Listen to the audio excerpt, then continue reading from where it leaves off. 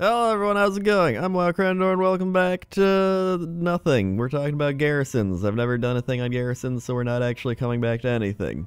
So Blizzard today has posted a garrison preview part 1, your base on Draenor, and we're going to cover it so that you might be entertained and not have to read, because I know a lot of you don't like reading. So let's do this. So first off, at BlizzCon, they shared a lot about Draenor garrisons, blah blah blah.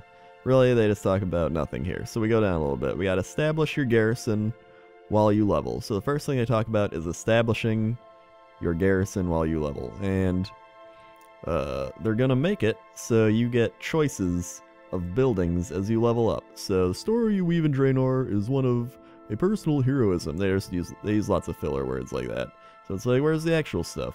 In terms of gameplay, that means you'll be creating and strengthening your garrison as you journey to level 100. While questing through Draenor, you'll encounter opportunities to choose between different types of buildings to add to your garrison. Each choice will have an impact on your leveling experience, influencing the quest you'll have available and the zone-specific benefits you'll unlock upon completion of your chosen structure. So let's take a look.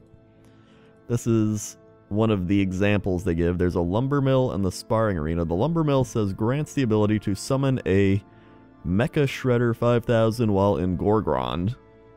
And then you get the lumber mill blueprint for that. And then there's the sparring arena. Grants the ability to summon champion of the arena while in Gorgrond, and you get the sparring arena blueprint. I don't know the difference between either of them. I don't know if the lumber mill gives you certain benefits while maybe the sparring arena allows you to battle in the sparring arena. I don't know. But you get the choice. And it's only in Gorgrond for these specific rewards. So I don't know if each zone has specific rewards to it. I think you get outposts in each zone while your main garrison is in Frostfire, whatever, and then the Shadowmoon Valley for the Alliance.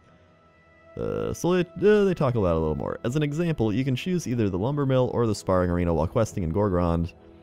Not only does this choice unlock the design blueprints that allow you to add your building to the garrison, it also lets you construct military outposts centered around that building in Gorgrond. So yeah, I think it just means you get helper guys like this guy or this guy. When you've completed constructing a building in a zone and subsequently unlocked it for your garrison, we want you to feel rewarded, blah blah blah blah. They say that with everything. I don't really buy into all that, the big words. I just try to figure out how it's going to play with the way people play the game. So you know people are going to take the most efficient path instead of the most fun path and customizable path for the most part, at least the hardcore people. You're like, this is the most efficient path. If you don't do it, you're stupid.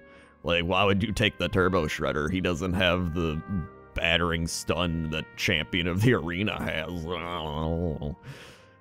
So they talk about calling down artillery strikes from your armory or summoning the bodyguard from your arena.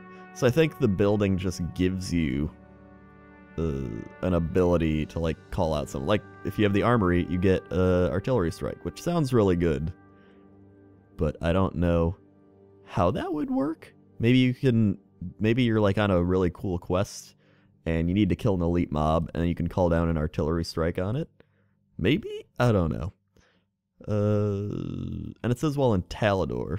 So I don't know if each zone has different abilities compared to the other ones. I'm just saying. I don't know yet. So then you can enlist followers.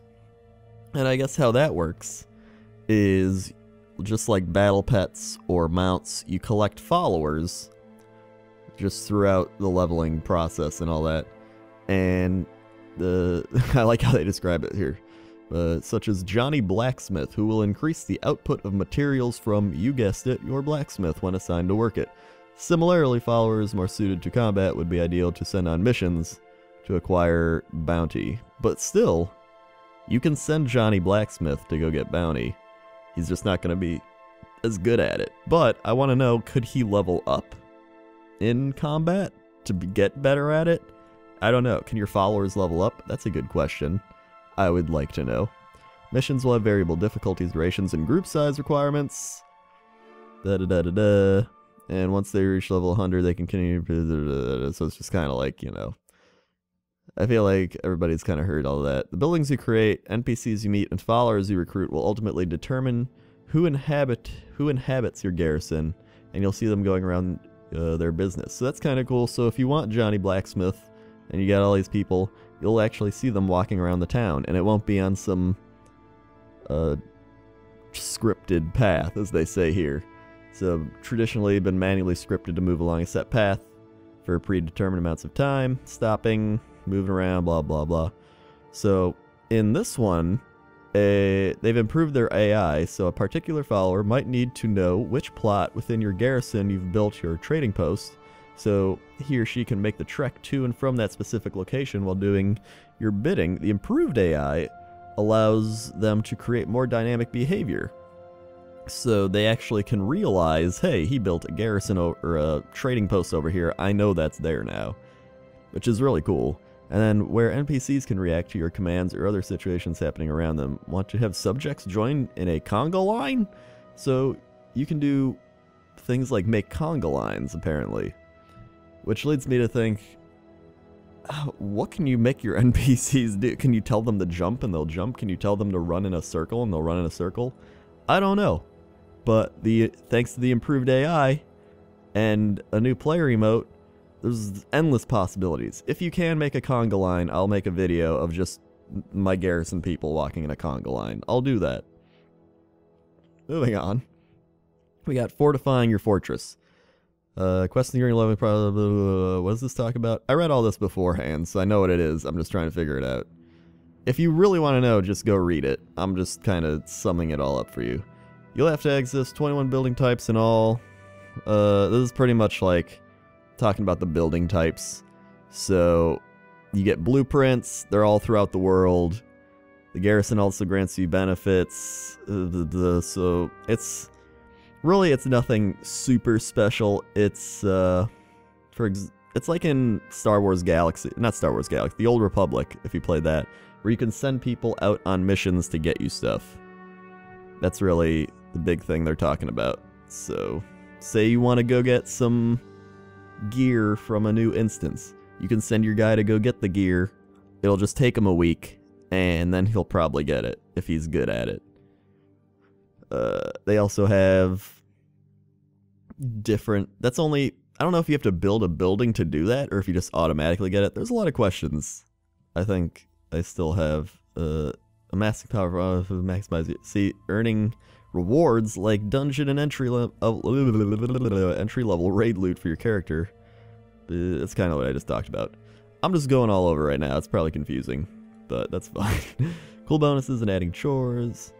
Yeah, really, that's all they're talking about. So up here, you'll have access to 21 unique building types. So there's 21 unique building types, each of which can be upgraded 3 times, and your garrison can be expanded from its initial 4 building plots to a max of 10.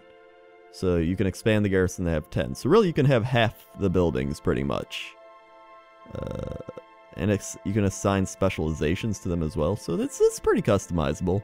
But when you get customizable things in this game, again, people are going to pick the most efficient ones, and then it becomes very bland because there's only one good path and then some like mediocre paths. That's what tends to happen, and that's why it's so hard to do that, even from their point of view. Like, they're trying to make it customizable, but it's just really hard. So they say at level 100 you can also purchase blueprints from a vendor for the buildings from each zone you originally didn't choose. So if you decide to build a mage tower instead of an armory in Talador, you'll be able to purchase the blueprints that allow you to build an armory in your garrison later on. From there you decide you want an armory instead of a mage tower. It's the same thing, whatever. Last line of defense. Draenor is a savage and dangerous land from the moment you set foot. What's this talk about again? You may follow main passage. Main fortress will always be in Shadowmoon Valley or Frostfire Ridge. You will establish a garrison outposts in Gorgron, Talador, Nagrin, and Spires of Arak. So that's really what I was talking about, is you're going to have your main bases in the main starting areas, and then you got all these other areas where you're going to have outposts. Now, I don't know if you're going to have each one will be customizable. I think so. That would make sense. And then They probably just won't be as big as your main garrison, but it's still cool. And then you build up your followers. Well, I wonder if you'll have different followers at each one. That'd be really cool. I like that idea. If each one has different followers. So maybe you got to go to Nagrin to see Johnny Blacksmith, while in your Frostfire Ridge one, there's Jimmy Blacksmith, his brother. Who knows? And then they say, thanks for... they're going to have part 2. So this is only part 1, so they'll probably talk a lot about some of the things I have questions about in part 2, as well as some other stuff. But I was reading the comments as well, and if you look here, we got people saying, I'd like to see this for a guild, so that's true, but I also feel like part of this is them working towards that, like having a guild type of garrison. I think they're just testing it on single player because it's a lot easier to do that. Someone also said it'd be easier, or it'd be cool if they had racial options instead of just having horde buildings and not horde build, orc, like orc and human. But I think there are different types of buildings, kind of like in Orgrimmar, how you have, like here, like in Orgrimmar, how you have the different sections. Like, see, they got a totem pole, so I think they're just kind of blending it all together. Like, this is the tannery, and it has some tar and stuff, so it's not all orc. I think they're just mixing everything together, so it's horde and alliance themed. I don't know about alliance, but I know, obviously, there's a totem pole, so it's not just like it's all orc buildings. This video may have been all over the place, but it may have also been like, yay. Yeah. Alright, thanks for watching. I just wanted to cover this. I hope you had fun listening to me rant. Yeah. Okay. Okay.